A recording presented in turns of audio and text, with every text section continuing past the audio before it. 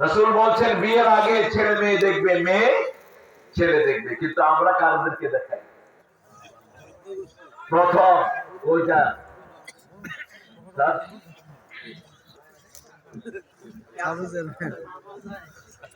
সবার জন্য দোয়া করবো তো দোয়া করবো। ওই ছেলেটার চাচা আমাকে বলছে, আমরা বিয়ে ফাইনাল করলাম, ছেলে মেয়ে যখন একজন আরেকজনকে দেখতে গেল, ছেলে জিজ্ঞেস করলো, do you have any friend?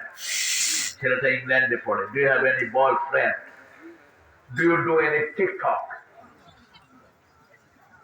বলছে, tell me freely, I will stay with you whole life. You explain me, I will explain you myself. ছেলে বলছে, আমার কোনো গার্লফ্রেন্ড নেই, আমি কারোর সাথে টিকটক করি না। মেয়ে বলছে, আমি একটু টিকটক করি। টিকটক করা মানে তার মধ্যে ভেজাল আছে না নাই? ছেলে বলছে, can I C your ID please? মেয়ে অন্য নামে আইডি খুলেছে, ওইটা খুলে দেখে সর্বনাশ। ছেলে বলছে, তুমি কেন তোমার আব্বা আম্মাকে এগুলো জানাও নাই? কয়, জানালে পিতামাতা আমাকে পিটাবে। ওখান থেকে বিয়ে শেষ। কি শিখছেন আপনার ছেলেরা?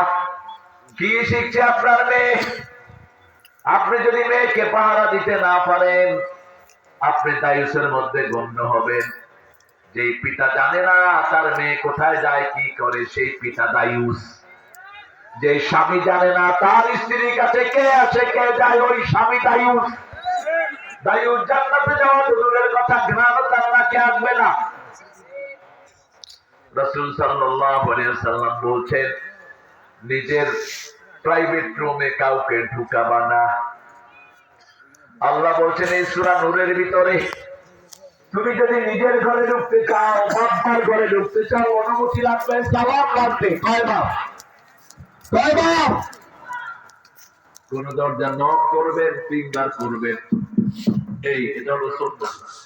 একবার নক করলে অপেক্ষা করে দিনে রাখা, মনে রাখবেন, এটা ভালো করবে।